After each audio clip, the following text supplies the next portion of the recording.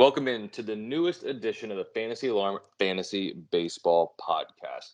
I'm your host, Colby Conway, at Colby R. Conway on Twitter. And with me, as always, not one, but the two regulars here with me this week. Matt, I'll kick it over to you first, at the Selz Man on Twitter. So, Matt, how is everything going for you this week? Things are going well. We had a pretty good week for NASCAR. Won people some money there. Baseball's going pretty well. As good as it can for my lowly Nationals at this point. But yeah, things are chugging along. I'm waiting until September to see who's going to be the September call-ups that everybody's going to rush and go get. James just picked one up before we started recording, actually. Nice. And then speaking of that, James is actually here with us as well. So still hasn't gotten the updated Twitter handle to my knowledge, so it's still at _real_Grande. So James, besides the Yankees continuing to stink, how is everything going for you? Whoa, man. We're 1-0 in our last one game. So positive outlook this week, Colby. It is Monday, so lots of coffee has been consumed, and today, I realized the first cup of coffee is like getting like an order of mozzarella sticks before your main meal, or getting some, mac and cheese bites, right? It's the appetizer. The first cup of coffee does nothing. The second cup of coffee is really where the productivity comes from. So shout out to the second cup of coffee. The first cup of coffee, we just cruise past it, but shout out to the second cup of coffee. That's really what I wanted to the hard-hitting analysis I had for today.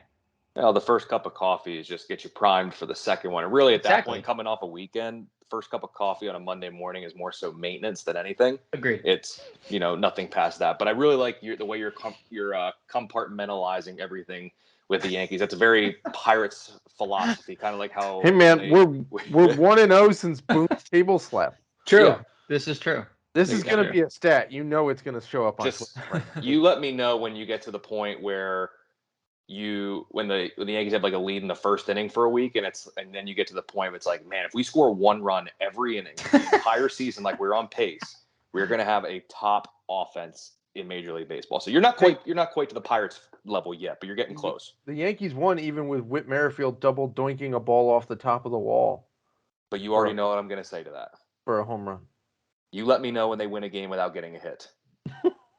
Once they can win without getting a hit, then I'll be convinced. But until then, you can't sell me on it. You can't sell me on it. I mean, hey, Andrew Benintendi finally hit a home run. So, I mean, that shows that I guess anything can happen, because I was almost convinced that he wasn't going to hit a home run at all during his time with the Yankees. But we'll talk about that in a little bit more here in this episode. But of course, have to talk about it. Free NFL draft guide. Check it out. Season's right around the corner. Fantasy football drafts are in full swing, so make sure you're checking out the cheat sheet and everything involved in the draft guide. Once again, it's free. It is free. $0. It is free. Can't say it enough. So on to some baseball talk. Matt, let me come to you first. Dustin May made his long-awaited return, honestly, at a much-needed time for the Dodgers team that has starting pitchers dropping off and heading to the IL like flies at this point. Came in 5 innings, 9 strikeouts, tired the final, I believe it was 13 hitters that he faced.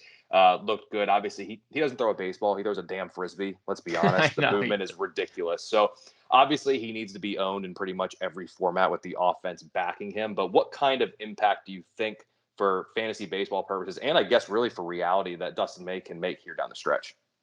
I mean, let's not forget the pedigree that this guy had, right? Like, before he was injured, Dustin May was viewed as a potential number 2 starter for them. Like, you could bump Kershaw down to the 3 spot for maintenance and have May up there, or you have, Julio Urias in the mix there too. But he's got absolutely filthy stuff, just flat out filthy stuff. You said it perfectly. He throws Frisbees, man. It's like ultimate Frisbee out there with a bat instead of your hands. So, how many innings is he going to get? I'd be shocked if he goes much past 6 in any start at this point, because they just need him to stay healthy for the playoffs, right? They're clearly going to the playoffs. They're going to lock down that division.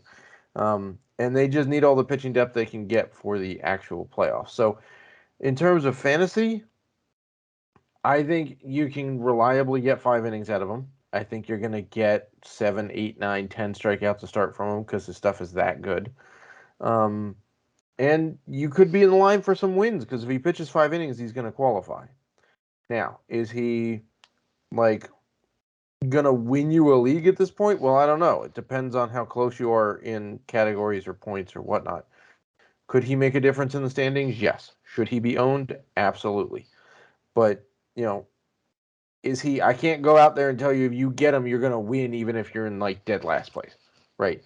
He'll make a difference. He'll make an impact. If you're in first, he'll help you hold first. Other than that, he'll help you climb at least a spot in the standings, depending on how close you are. James, for the rest of the year for DFS wise, how many times do you think if you happen to be doing the playbook or any DFS content when Dustin May is pitching the rest of the way, given that he probably won't go too late in the games, might be more of a GPP option, but how often do you think you will write him up the rest of the way, assuming positive health? Very. And Matt hit it on the head. Like he just misses bats. He kind of reminds me of like the righty Chris Sale with the way his stuff moves. Whoa. The Except alive not version, dead. the alive version of Chris Sale, the version that was breathing, and I used the past tense was because we know. Maybe Chris Sale had to die for Dustin May to live. Maybe Sure. This could be true, Matt. This is point. So I'm gonna write him up a lot solely based off the strikeout upside. But like Matt said, it's Dave Roberts' MO to begin with guys to not pitch them deep into games. And especially, coming off the injury he did, I mean, there's just no chance he's ever probably touching 90 pitches in a game this year. So I think we're going to see a lot of starts where because he misses a lot of bats, the pitch count, piles up quickly, and he might not even qualify for wins. So I think he's best suited for ratios and seasonal. I think there's going to be times where you look at his price in DraftKings and FanDuel, and it doesn't make sense given like teams' lower strikeout rates and whatnot, because those are the teams that are going to force him out of the game in 4 innings because he's at 80 pitches. So I think it's a very quality pickup, but like Matt said, I don't view him as a league winner. I think next year is the leap that he'll take. That's the year we'll really see how good Dustin May is and if he can help win leagues. But right now, given Dave Roberts' history with pitchers to begin with, I mean, Julio Urias still hasn't thrown more than 90 pitches. He's made 25 starts this year. So, I think Dustin May. Now that they know they're not getting Buehler back, Right. There's no reason to push May because you need as many healthy starters for that playoff run as possible. Well, plus, and they, even if they don't even use him as a starter in the postseason, you're getting 2 to 4 innings out of a guy who's going to juice it up to 100 miles an hour in those low leverage or the high leverage 1-2 inning per like postseason innings that he's going to get if he's not used as a starter. I mean, we're talking about a dominant part of their pen. So no reason to rush Dustin May back. Good solid pickup for ratios, but don't expect a lot of wins because I don't see a lot of 5+ inning starts out of him. Yeah, I think that is the right way to look at it. He'll be very impactful on like a per inning basis, but overall, just the longevity and length in the games might be missing for May the rest of the way. Fun little thing here to talk about over the last, I believe it is 9 games, I believe if I have it correct. Some young gun by the name of Albert Pujols is hitting .556 with 6 home runs and 13 RBI. And I believe I saw something that said that he is done after this year. No matter, he's going to be done. He's at .692 right now, and he is trying to hit a home run every single time because he wants 700, and he does not want to be tempted to come back for what seems like his 38th professional season in the major. So simply put, James, I'll come to you first. Does Pujols get to 700 by season's end? Oh, man. Do I want it to happen so badly? So he needs 8. What do we have? Got what, at least 40 games 40 left? games. 42 games? Is that the exact number? 42 games left? Let me see what the Cardinals record 40, is here. I think it's 42 games left. So he needs 8 home runs, 42. By my math, maybe not anyone else's math. He needs one about every, 5th game? Yeah, every 5 games will do it. I mean, Yeah, there's we're in 110, I mean, if it 120. makes Yeah, you feel any better, he's 42. homering once every 4.5 at bats over the I past know. 9 games. I mean, like, sorry, I wrote this up in the DFS playbook for Monday. It's like, when in the last 10 years has Pujols been this good? Like, literally, like, in the last 10 years, like, I don't know, right? Like, I don't know. Yeah. I don't know the answer to that question. So I'm not going to put it past one of the best hitters we're ever going to see, even in this, like, advanced age. And I don't know. I want to see it so badly. 42 games is not a lot of time for 8 home runs for a 40-plus-year-old guy, but I don't know. As long as he keeps facing lefties, I think anything is possible. That's what Kevin Garnett told us. So I'm going to go, you know what? I'm going to say he ends his career with 700 home runs. He's the gatekeeper to the 700 club. Yep, 700 on the dot. Imagine how poetic it's going to be when he hits 700 on game 162. Like, imagine that. Like, he goes into that game with, oh my God, you got to lead him off, right? Yeah, are they home for their final game of the season? I don't know, but oh no, they're not. They're in Pittsburgh. How about that? Well, he better get to 700 before that series. They actually finish with back-to-back series against Pittsburgh because they're at home against Pittsburgh for 3 games, and then they go to Pittsburgh. That's a tough draw for a team that has aspirations past the regular season. That's a tough draw. Hopefully he doesn't see too much Zach Thompson in there. I don't want Zach Thompson to shut him down. By the way, Colby, you pointed out his last 9 games. Here's a tweet from Ryan Spader, who I believe is like the Cardinals beat writer for either MLB or the St. Louis Post-Dispatch. In his last 28 games played, Albert Pujols is slashing 408, 459, 829, and his 1288 OPS is the best in MLB over that stretch. That is insane. So he's only got to do it once every 5 days, right? He's only got to hit a home run once every 5 days to get there. The NLDH is clearly the reason he came back and is playing in the NL. And I think St. Louis is going to give him every possible opportunity to get to 700. And watch, 700 will be deposited in the same spot that the 70th home run for Big Mac went, right over the right field or left field fence. But yeah, I think I'm right there with James. I think he gets to exactly 700.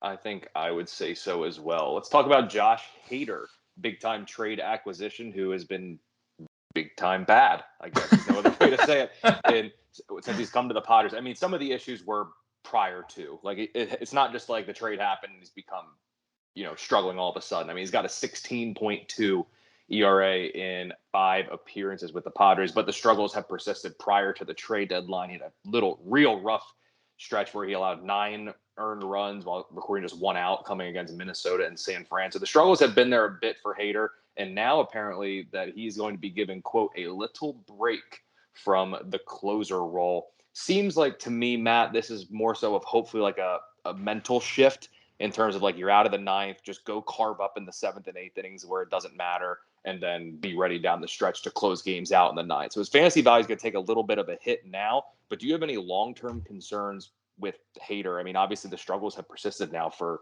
a good chunk of the summer months.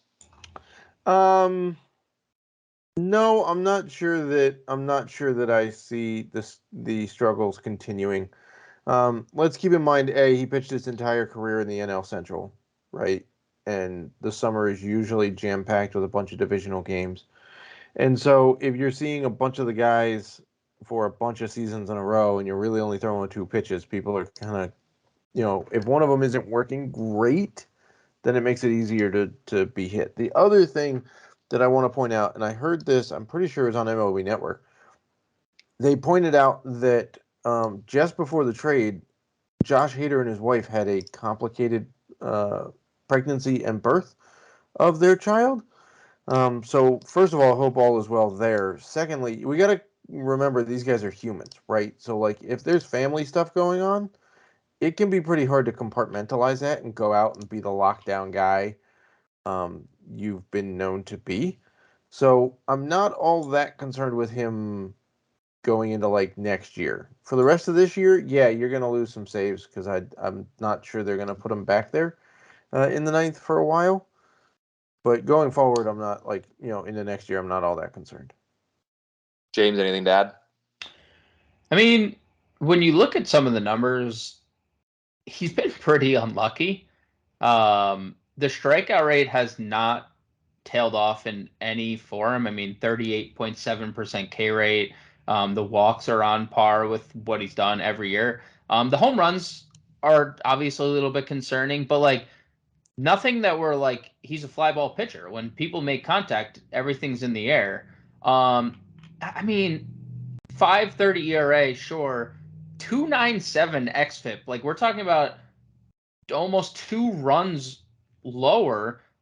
His 3.19 BABIP is crazy high compared to what his career mark is. So like, I just looked it up. Milwaukee was a slightly better defense than a league average, so like wasn't getting much help there. And yeah, the struggles with the home run ball and his short time in San Diego hasn't been great, but it's really just unlucky. And this is a big park upgrade for him as well, pitching there. So I do think he'll get back to the ninth inning role at some point this year, mainly because the options also are looking around. Like, they have a guy who was starting for them earlier in the year now, like in high leverage options. They have the 8th Luis Garcia in the league at the end of their bullpen as well. And neither of those guys have any sort of closing pedigree whatsoever.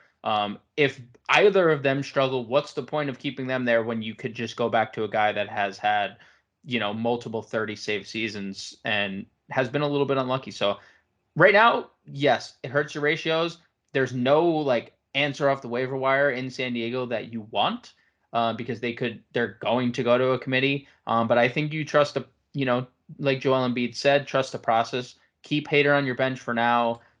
He'll be there by the end of the year, in my opinion.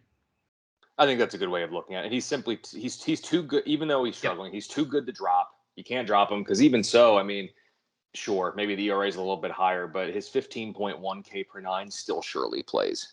Yep. You can live with some of the other stuff, and hopefully that luck turns out. Like that BABIP is insane. It's just absolutely nuts compared to where it has been. For Detroit, one of their prize, if you want to use that word, off-season acquisitions, Eduardo Rodriguez made his return to the mound this week, and looking at him, he was fine. 5 innings, 4 hits, 3 walks, 5 strikeouts. Didn't really induce a ton of whiffs, but faced a Angels lineup that has largely underperformed, and like we talked about, that team just stinks. There's just no other way around it.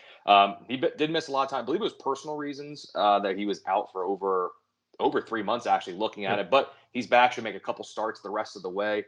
James, any interest in him? If he's like available in leagues, is he worth a pickup, or is he someone that's just in deeper leagues, sure, but in shallower leagues, you probably don't need to worry about Erod? I mean, like, he's okay. And in competitive leagues, like there's not many better options, I would say, out there on the waiver wire. The strikeouts have been down in his limited time on the mound. He's made 9 starts. Strikeouts are down, walks are up, which you hate to see. The sub 4 ERA is fine, but like if he's not striking guys out and he's walking more batters, he's not going to get run support or wins in Detroit. Like, it's really tough to be excited about Eduardo Rodriguez. I was actually very high on him coming into the year. I thought the Tigers would be better. I thought this was a good signing for them, just, given the fact that Rodriguez had been pitching way better than his numbers suggested the last couple of years. Had been missing a lot of bats by the end of last year, too. Had one of his best, the best statistical season in terms of strikeout rate just a year ago. So like if he can get back to that, sure, it's obviously dicey. But if you're in dire straits for pitching, like you could do worse than Eduardo Rodriguez. You just need the ratios to balance out a little bit. He's again walking too many guys and not striking out enough. Matt, anything to add regarding Eduardo Rodriguez? Nope, I'm in lockstep there with James that you just need more strikeouts from him, less walks, because that's the only thing you're going to get from him. Yep. Like, not a big chance of wins. Detroit's offense is so bad that, But he's a healthy arm. Yep. Right? That's the logic for keeping lefties who can't get anybody out in Yep. rotations is he's a healthy arm, speaking of Patrick Corbin. So yeah, I mean it's nothing to get excited about except you get pitching depth. Maybe another potential flyer on the mound would be Mike Soroka with Atlanta making his way back. Haven't seen him since 2020 through just 13 innings in that season, just at least the Achilles that has really kept him. But he's working his way back. Obviously, he's going to come back to a team that will give him ample run support. Again, he's going to be someone, how much do we see of him? Even when he was in the big league level, strikeouts weren't really a big thing. He was able to pitch to a good ERA, but a lot of his other peripheral numbers indicated that he was maybe a little bit more lucky on that end. So, Matt, any interest in Mike Soroka as a flyer, assuming we get more concrete information about his return? I believe that date is still kind of up in the air. Yeah, it is. They're kind of just seeing how he, feels days after his rehab starts and whatnot. But the last one was okay. It wasn't great. No strikeouts in 3 1/3 innings. In his last rehab start in AAA, that speaks to the lack of strikeouts that we've seen. He's only ever topped out in the majors. It's 7.3 K per 9, which is not really great. The walks are decent. ERA numbers are solid, although the FIP is about a run higher than his ERA. So, look, this is kind of the opposite of Eduardo Rodriguez, right? Because Erod is capable of striking guys out and not walking very many people and not going to get wins, and his ratios will be okay. Soroka, his ratios will be okay, except he's not going to strike a lot of people out. He's not going to walk a lot of guys, and he's still going to get wins because of the run support that he'll get from Atlanta's offense, assuming that he goes 5 innings. So is he worth a pickup? Yeah, as a flyer, sure. The guy was previously a pretty good pitcher back. I mean, it was 2019, but he hasn't forgotten how to pitch since then, right? We just need him to stay healthy. So I would take a flyer on Soroka. I'm not dropping anybody major to get him, but I would take a flyer as a healthy arm in a good ball club. I would agree with that. James, would you make it a perfect 3 for 3 clean sweep? No, I actually am on the complete opposite side. And I think you got to look at, first off, I think, Matt, you spoke on it first. Like, there's no strikeout upside. I mean, he struggled striking out major league hitters. And then in his rehab start, which I get it, it's just the second one of the year, didn't strike out any minor leaguers, which I think is a pause for concern. Plus, then you look at it, it's like, okay, when is he going to return, right? A guy who doesn't strike anyone out, who could qualify for wins, but how deep into games is he going to pitch as he builds back himself, right? I know it's not an arm injury or anything, but still, they're obviously, another guy they don't need to rush back to like heavy innings. They have the frontline starters they need for the playoffs. And then you look at September call-ups. Who does he stack up against all the guys that are going to be called up around the same time he is? I would rather take shots on most of the prospects being called up over Soroka because they are going to provide more strikeout upside and aren't necessarily limited like Soroka likely will be when he returns. So I'm on the opposite side. I think if my interest in Soroka lies in 2023 and as a late round flyer, but not in 2022 with a month plus left in the season. Now, I see both sides of that. Let's see if we all agree about Joey Gallo, who is honing the Yankees curse right now as he continues to thrive in LA and the Yankees continue to stink. So must own is a tough term. And I believe, Matt, you talked about before, it's hard given who you're going to drop, how many people are in your league, everything like that. So must own's a bit of a sticky word to say the least. But let's say this, deeper formats only. Does Joey Gallo deserve a roster spot? I mean, since leaving the New York Yankees and heading to LA, he's hitting 267, still has a 40% strikeout rate, but that's just never going to go away. So let's just get used to it. But 434 WOBA, 184 WRC plus, 3 home runs, a double mixed in there. He's hitting the ball well. The strikeouts are going to be there. Like I said, they are inevitable, but the hard contact is there, and he's been quite impressive within the Dodgers lineup. I think in deeper formats, he has to be owned. So I'll kind of set the bar there. So Matt, where are you in terms of owning Joey Gallo? Let's say 12 to 14 teamers. I'm fine with that. You got to ride a hot streak with him, right? He's a streaky guy. So we got to take him while he's hot, which he is. He's getting hit all over the Dodgers batting order right now. He's literally hit anywhere from leadoff to like 5th to 8th. So obviously we'd prefer him to hit 5th or 6th. That's going to be where he gets the most RBI opportunities. And we can't complain about the division in terms of ballparks, right? Dodger Stadium is a great hitter's park. So is Coors. San Diego's a pretty nice hitter's park. Yeah, you got San Francisco, but every division has, that park. So I'm fine with adding him. Again, it'd be for a guy that's mostly riding your bench at this point, and just get some depth there with a guy who's hitting well right now and definitely has power. James, where I know you're a little biased in this because the curse is inevitably affecting you more than most, but Joey Gallo, is he a must-own 12 to 14 team formats? Well, two things. One, I think the curse has split down the middle between Gallo and Jordan Montgomery, because a lot of things have come out about Montgomery and his like fiance almost done being in school in New York, and then they traded him and like they didn't like tell him, and like he's now pitching very angry. He's not one, so I think it's a 50-50 split. I think it's reasonable to pick him up in 12 to 14 team leagues. Like Matt always says, like, who would you drop? Like, for me, like just looking around like the landscape of things, how about someone like a Marcell Ozuna type who's just kind of largely been disappointing all year, is now getting into legal trouble, and again, like someone like that who's like been like a fringe starter all year. Like, all right, this guy's gonna come around. He's gonna come around. He's right. He's gonna come around. Right. Oh no. Oh, we're gonna get into legal trouble. Oh crap. Joey Gallo sitting there. I think Ozuna, like an Ozuna type of resume, is a perfect drop for Gallo. I agree. I think, Matt said it correctly. Like when Joey Gallo has been hot throughout his career, he's been a very good fantasy producer because he hits a lot of home runs.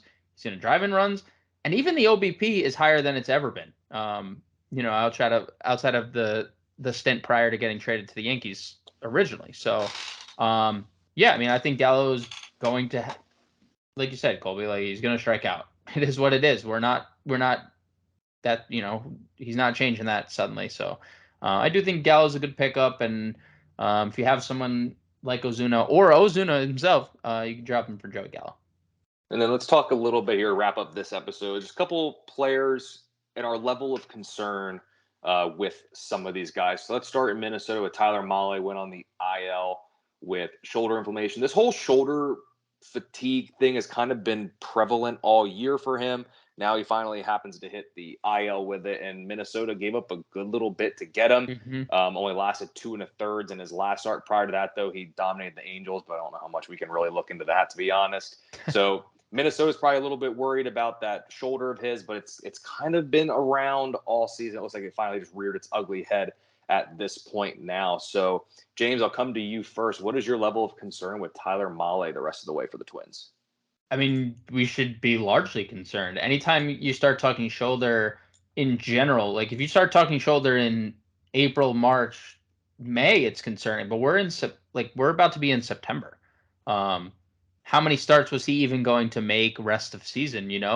And now we're missing at least 3 trips around the rotation. I'm very concerned. 7+, 7.7. I mean, they got him to be a frontline guy. They got him to be in the rotation for the postseason, and he looked really good. And then he didn't, and now the shoulder's acting up. So I'm highly concerned, especially given the short span left on this season. Matt, what about you? I'm right there. I mean, I know the MRI did come back clean for Mahle, but there was a pretty substantial velo drop Right. about halfway through that shortened last start. I think he fell off about 6 to 8 miles an hour, like between the first and second innings. And shoulders are always tricky now for starters, right? It used to be the elbow and the shoulder was fine, and now it's kind of switched where if it's an elbow, there's very little concern, and if it's a shoulder, it just spirals into stuff. So we'll see. I mean, I think they just give him some rest and then work him back. But whether he pitches for the Twins in the regular season again, I don't know. It makes it pretty tight with the timeline if he has a rehab start or two in there as well. And then in Chicago, Seiya Suzuki hitting 10 home runs, 7 stolen bases, 249 average on the year. He's gotten a little bit hotter here in August, but his numbers for the month of August are still a little bit down. He's been more hot of late, I should say. But really, he's just destroyed Milwaukee. 4 of his 10 home runs have come against the Brewers this season. But he's largely underwhelmed for the most part, especially in recent memory, just leading up to the past couple of games here. But Yep. I mean, 10 home runs, 7 stolen bases, 107 WRC plus. That's fine. He had a lot of hype coming into the year and had a good start, but inevitably cooled off. And I think he missed some time with a finger injury that could have disrupted the rhythm a little bit here. Obviously, should still be really enticing for fantasy managers next season. But the rest of the way, is there any level of concern with, say, a Suzuki? Matt, I'll kick it over to you first. No, not necessarily. I think he's heating up. His last game, he had a pretty good day yesterday, or the last game out. 3 for 3 with a home run, a single, and a double, and a walk. That's pretty good. I think a couple things are true. One, he's making a lot of adjustments coming stateside, right? Mm-hmm. Like going from any level of international ball to MLB right off the bat is a huge jump. Because they simply, don't see this many different pitchers in a season in Japan. They don't see this level of stuff on a regular basis in Japan. And the entire Cubs offense around him hasn't really been good, right? The guy we thought would be the lockdown starting first baseman for the Cubs, Frank Schwindel, got sent to the minor leagues like 2 months ago, right? They've been just shifting a bunch of dudes in and out. We also thought that Ian Happ and blanking on the catcher Contreras were going to get traded, and they didn't. So that probably shook up the locker room. So I'm not all that concerned. I think he's fine. Obviously, going forward into next year, I think we all expect big things from him. I took him in the first round of a dynasty draft this past year because I expect him to be around and good for a while. So I'm not all that concerned with Seiya Suzuki right now. The next one should be interesting, and of the trio that I provide here, I think this is the player that maybe the concern is a bit higher on, albeit very young. But in Pittsburgh, Oneil Cruz, 23-year-old, 7-foot, 8-inch shortstop as of right now, probably future outfielder maybe as soon as next year. If you just look at certain numbers, it's enticing. 9 home runs and 6 stolen bases in only 50 games, and that over a full 162-game season, that comes to 29 homers, 19 stolen bases, 93 RBIs. That looks appealing. However, he's hitting just a $196. The strikeout rate, which we knew was going to be a problem with him, has been bad, and the worst of it is against lefties, where he has a 52.9% strikeout rate on the year. So obviously he's a lefty. I get it, but he has just been completely overmatched against lefties. The 9 home runs and 6 stolen bases in 50 games is quite good, but that batting average is putrid. The strikeout rates are bad. He swings and misses. When he does make contact, sure, he might send one, all the way across the city and maybe even out of the zip code. But there's a ton of swing and miss in his game right now. That hasn't quite developed yet. But again, he's only 23, getting his first extended stay in the majors here. So, Matt, I'll come to you, kind of the big prospect guru here. I mean, this guy has all the potential in the world, and a lot of what we figured is kind of played true, and that the strikeouts are going to be a real problem. So what is your level of concern, at least for this year, and maybe even long-term, I guess, if you have it, with Oneil Cruz? So to address the strikeouts, he's 6'7", right? So he's got a massive strike zone. If it goes from letters to kneecaps, that's like 4.5 feet, maybe more. So you're saying he should shrink? I'm just saying the pitchers are taking advantage of what they can take advantage of, right? If I'm a lefty pitcher and I'm facing a 6'7" left-handed batter, where am I going? I'm going inside and then I'm going off the plate because it's going to look like it's on the plate when you're a lefty batter facing a lefty pitcher. It's not that hard to see why he's striking out 52% of the time against lefties. Does he need to learn plate discipline? Yes, but that's kind of been the thing for him throughout his entire minor league career was, hey, this guy would be great if he could just learn some plate discipline.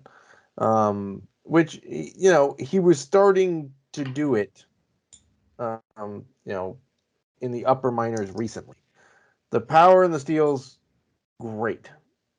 Perfect. Keep them where they are. You cut down the strikeout rate, the batting average will pop because it's a 267 BABIP and a 273 WOBA, even with a sub 200 batting average. So I'm not that concerned. Let the guy take his strikeouts now in games that, apologies to you, Colby, don't matter. Mm-hmm. And he'll learn plate discipline and be good going forward. And then James, I mean, we talked about the strikeout that's going to be there, but 2023, is that when he goes 40-40 with a 300 plus batting average? What are we thinking with Cruz? What's your level of concern? Should be 0, but where are you at?